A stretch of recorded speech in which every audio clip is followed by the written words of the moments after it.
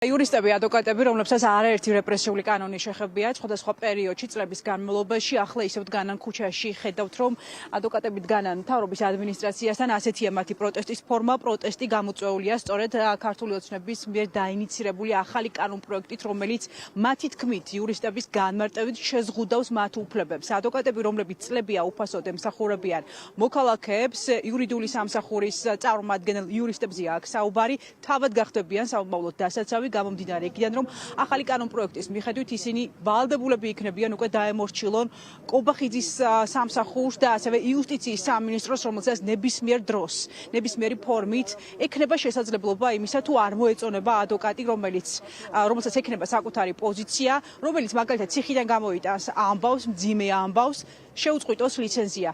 სწორედ ეს არის პროტესტის მიზანი, რომ მათ გააგონონ ხმა ახლა მთავრობის ადმინისტრაციას მეთაურს, რომ გაითვალისწინოს მათი აზრი, მათთან კონსულტაციების შემდგომ გადაწყვიტონ უკვე დაუქვემდებარებენ თუ არა იურიდიულ სამსახურს მთავრობის ადმინისტრაციას და იუსტიციის სამინისტროს. ადვოკატები ამბობენ, რომ მათი უფლებების დასაცავად ისინი არ გაჩერდებიან. დღესაც ელოდებიან მთავრობის ადმინისტრაციასთან უამრავ ადვოკატებს, რომლებიც მზად არიან იბრძოლონ თავისუფლებისთვის.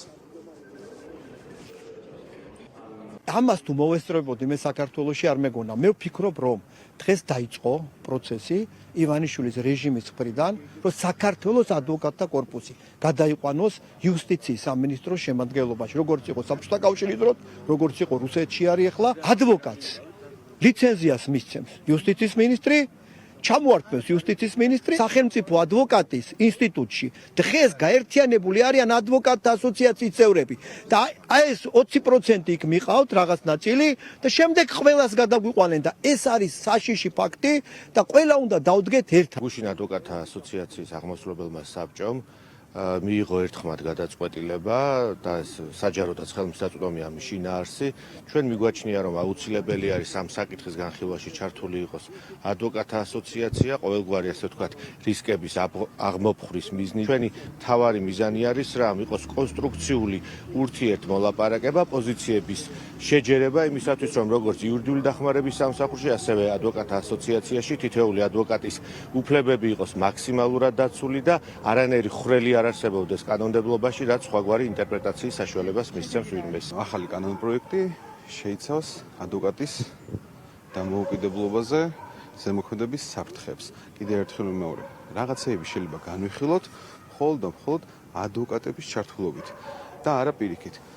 პატიმრობის კოდექსი იყო და ადვოკატები არ გააკარეს ამ პატიმრობის კოდექსთან. ეხლა ჩვენ გვეხებიან ადვოკატებს, ჯერჯერობით იურიდიული დახმარების სამსახურის ადვოკატებს, მაგრამ ადვოკატებს და ჩვენთან არაპირებდნენ აქამდე, მაგრამ იმედია ეს შეიცვლება და გაივლიან ჩვენთანაც კონსულტაციას. იმის ნაცვლად, რომ პირიქით მეტი დამოუკიდებლობა მისცენ სხვადასხვა ინსტიტუტებს, ხდება მაინც და მაინც ამის რაღაცნაირად რაღაც ფარგლებში ალაპოჩი მოქცევა. აგვანებონ თავი, ჩვენ მივხედავთ ჩვენ თავს.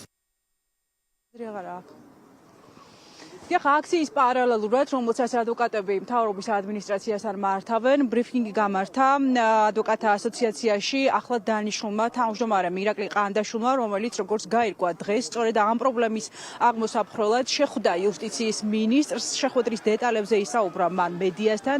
ირაკლი ყანდაშვილის სახელით ადვოკატთა ასოციაციამ ჯერ კიდევ გუშინ გაავრცელა, აღმასრულებელმა საბჭომ ჯერ კიდევ გუშინ გაავრცელა განცხადება, რომლითაც დაგმეს ქართული ოცნების მცდელობა, რომ დაიქვემდებარონ თავისუფალი პროფესიის, თავისუფალი სიტყვის ადამიანები, პროფესიის ადამიანები და თქვეს, რომ ისინი არ დაუშვებენ ადვოკატთა ასოციაცია და მისი თითოეული წევრი არ დაუშვებს იურიდიული სამსახურის დაქვემდებარებას და ხელისუფლების გავლენებისგან იქნებიან შორს სწორედ მათი მყარი პოზიციის გამო და ისინი მათ მზაობა გამოთქვეს იმასთან დაკავშირებით, რომ შეხვდნენ პარლამენტის თითოეულ წევრს ამ კანონის ინიციატორებს და გაიარონ მათთან კონსულტაციები მანამდე კანონი არ მიიღონ.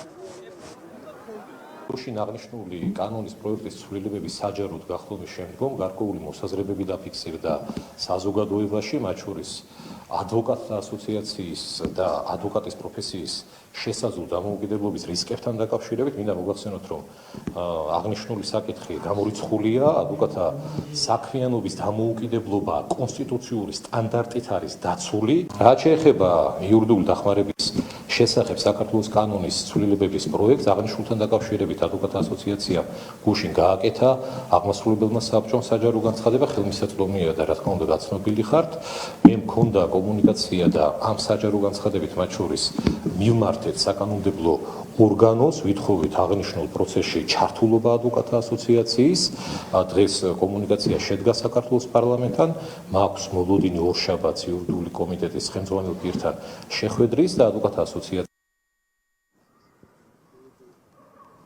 დიახ, გუშინ გახდა ადვოკატებისთვის ცნობილი ახალი კანონპროექტის შესახებ. ის არის ჯერ ინიცირებული, ძალაში არ არის შესული და ადვოკატები თავისუფალი პროფესიის ადამიანები ამბობენ, რომ არ დაუშვებენ, რომ მოექცნენ ხელისუფლების გავლენის ქვეშ იურიდიული სამსახურის წარმომადგენლები, იურისტები, რომელთა შეერთებასაც გეკმავს სწორედ კობახიძე მის სამსახურთან და იუსტიციის სამინისტროსთან.